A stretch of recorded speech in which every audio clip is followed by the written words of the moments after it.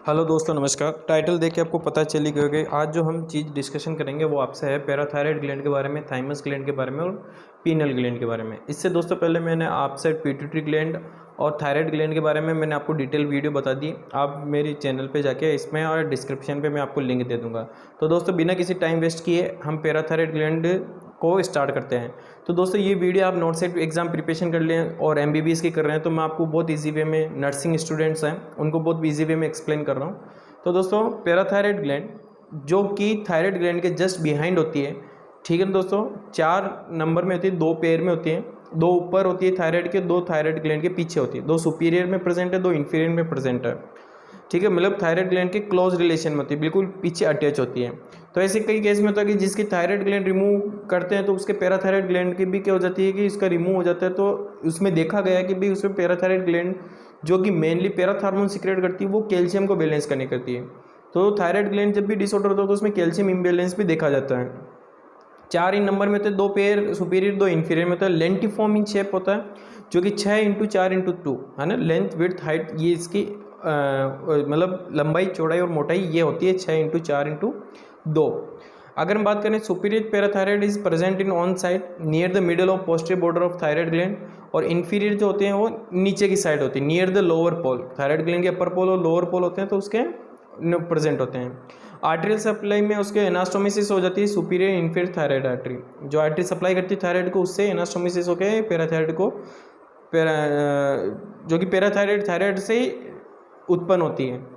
तो दोस्तों इससे हिस्टोलॉजी अगर बात करें, अगर आप एक पैराथायराइड ग्लैंड का अगर आप कट सेक्शन लेते हैं तो इसमें 2 तरह की सेल्स दिखती है। जैसे कि मैंने आपको थायराइड ग्लैंड में बताया था कि वहाँ पे आपके फोलिकुलर सेल्स और सी सेल्स है, वैसे पैराथायराइड के ग्लैंड के अंदर चीफ सेल्स और ऑक्सीफिल सेल्स हैं।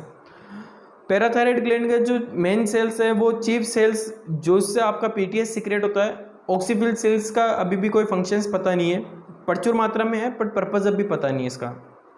चीफ सेल है जो कि मेन काम करती है वो बनाती है पैराथायराइड हार्मोन, ठीक है ना दोस्तों। पैराथायराइड हार्मोन, अब इसका फंक्शन अगर हम देखेंगे कि मैकेनिज्म ऑफ एक्शन क्या करती है, हमेशा ये चीज़ देखना आपकी पिट्यूटरी के अंदर सभी ग्लैंड कंट्रोल में है, बस एक तो पैराथायराइड ग्लैंड, थायराइड ग्लैंड की सी सेल्स, पेनक्रियाज में इंसुलिन और ग्लूकागोन मतलब बीटा सेल्स और अल्फा सेल्स, ये पिट्यूटरी के कंट्रोल में नहीं आती है। क्योंकि ये जो पैराथायराइड ग्लैंड है, पैराथार्मोन और थायराइड ग्लैंड की सेल्स है जो कि कैल्सिटोनिन सीक्रेट करती है, ये ब्लड के कैल्शियम लेवल पे चलती है। अगर ब्लड का कैल्शियम कम हुआ तो पैराथार्मोन सीक्रेट हो जाएगा, ब्लड का कैल्शियम ज़्यादा हुआ तो उसमें कैल्सिटोनिन सीक्रेट हो जाएगा। अब जो पैराथार्मोन जो कि मैं बता रहा हूँ आपको वो कब सीक्रेट हो रहा है, ब्लड का कैल्शियम कम हो रहा है तब। उसको वापस बढ़ाने के लिए क्या करती है कि अब आप देखिए कि जो कैल्शियम होता है वो 3 मेनली स्टोर का होता है। आपका कैल्शियम आपके दांतों में स्टोर होता है, बोन में स्टोर होता है। बोन में 90% कैल्शियम बोन में स्टोर होता है, 99% टीथ में होता है। तो ये क्या होती है कि वहाँ से रिजॉर्प्शन मतलब रिजॉर्प्शन वो क्रिया होती है जहाँ पे ऑस्टियोक्लास्ट एक्टिविटी ज़्यादा बढ़ जाती है। बोन से ऑस्टियोक्लास्ट एक्टिविटी बढ़ना मतलब बोन का ब्रेकडाउन होना। अब जब बोन ब्रेकडाउन होगी तो ऑब्वियसली उससे कैल्शियम निकलेगा और वो कैल्शियम मूव करके ब्लड में आएगा, तो ब्लड कैल्शियम बढ़ चुका है। दूसरा क्या करती है कि किडनी से वापस रीएब्जॉर्ब करने लग जाती है। इफ़ बॉडी रिक्वायरमेंट क्या होता है कि जब भी हमेशा बॉडी के अंदर कुछ भी चीज़ों की कमी होती है तो किडनी कंपेंसेट करती है, तो वो कैल्शियम को यूरिन के साथ मतलब क्या करती है कि जैसे फिल्टर होने जाता है तो यूरिन से वापस रीअब्जॉर्ब कर लेती है कैल्शियम को और ब्लड में वापस बॉडी में लेके आ जाती है और कैल्शियम का लेवल बढ़ जाता है। तो समझ में गया पीटीएच जैसे कब सीक्रेट होता है, जब ब्लड कैल्शियम लेवल कम हो जाता है। ब्लड कैल्शियम कम होता है तो उसको कैल्शियम लाने के लिए एक तो वो बोन के पास जाता है पीटीएच बोन से ऑस्टियोक्लास्ट एक्टिविटी बढ़ा देता है, ऑस्टियोक्लास्ट बढ़ाने से आपका ब्रेन ब्रेकडाउन होता है और उससे कैल्शियम बनता है, किडनी से रीअब्जॉर्ब कर लेता है। थर्ड वो करता है आपके गट से।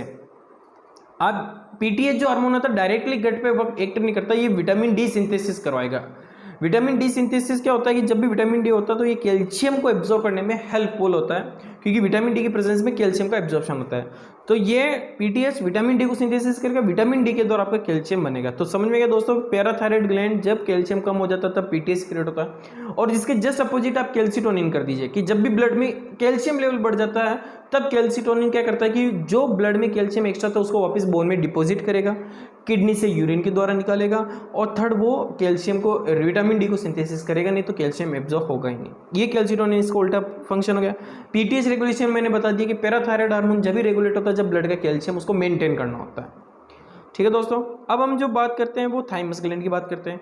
थाइमस ग्लैंड की एनाटॉमी की बात करें तो आपकी जो मीडियस्टेनम होते हैं, हार्ट के बीच में स्पेस होता है, उस मीडियस्टेनम के डोर्सल साइड में स्टर्नम, जो स्टर्नम बोन होती है उसके पीछे, डोर्सल यानी पीछे, और एरोटा के नियर के आगे, मतलब एक तरह से बीच में ये सिचुएटेड होती है आपकी थाइमस ग्लैंड। थाइमस ग्लैंड सबसे ज़्यादा इन्फेंट में लार्ज होती है, क्योंकि इन्फेंट क्या होता है, थाइमस ग्लैंड का अगर आप देखेंगे तो ये टी सेल मेच्योरेशन का काम करती है।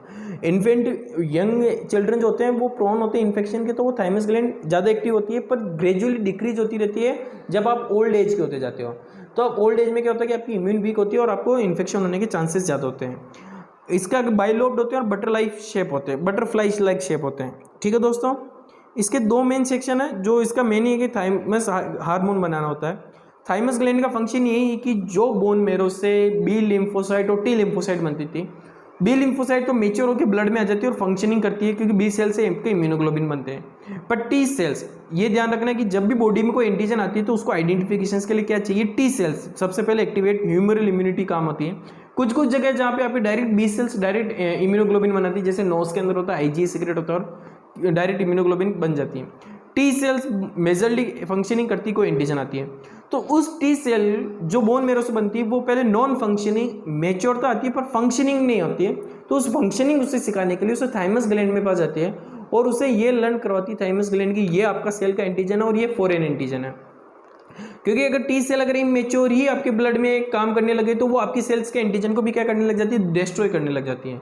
तो टी सेल्स को पता ना पड़ता है, मेच्योर करना पड़ता है कि कौन सा इसका हार्मोन है, कौन से आपके सेल का एंटीजन और कौन सा फॉरेन एंटीजन है।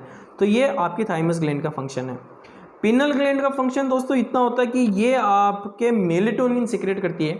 लोकेशन इसकी होती है आपकी एपिफाइसिस, मतलब इस पिनल ग्लैंड को थर्ड आइज भी बोला जाता है, क्योंकि ये थर्ड वेंट्रिकल के जस्ट पीछे होता है। मतलब जो थैलेमस, एपिथैलेमस, डाइएंसिफलोन के 3 पार्ट होते हैं। मैं नर्वस सिस्टम को दोस्तों आपको बहुत ईजी वे में समझाऊंगा, स्लाइड पूरी कंप्लीट होती है। थैलेमस, हाइपोथैलेमस और एपिथैलेमस। एपिथैलेमस में और कुछ नहीं होता, पिनल ग्लैंड होती है जो कि न्यूरॉन्स की बनी होती है, इसे थर्ड आई बोला जाता है।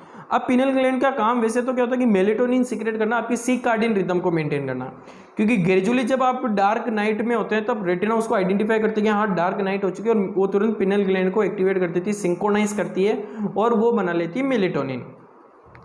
मेलेटोनिन जब पीक लेवल पे होता है तो आप गहरी नींद में सो रहे होते हैं और धीरे धीरे जैसे दिन में सुबह उजाला होता रहता है तो वो मेलेटोनिन कम हो जाता है और वहाँ पे लाइट जब चारों तरफ होती है तब पिनल ग्लैंड एक्टिवेट नहीं रहती है। तो कुल मिला के आप ये कह सकते हैं कि ये स्लीप वेक साइकिल को मेंटेन करती है, जिसे आप सर्कैडियन रिदम भी कह सकते हैं। ठीक है दोस्तों, तो ये आपका पूरी पैराथायराइड ग्लैंड, पिनल ग्लैंड और थाइमस ग्लैंड जिसके बारे में मैंने आपको डिटेल बता दी है। अगर दोस्तों वीडियो पसंद आए तो प्लीज़ चैनल को सब्सक्राइब कीजिए, वीडियो को शेयर कीजिए। आपका एक सब्सक्रिप्शन, लाइक मुझे बहुत मोटिवेशन देता है। Thank you so much.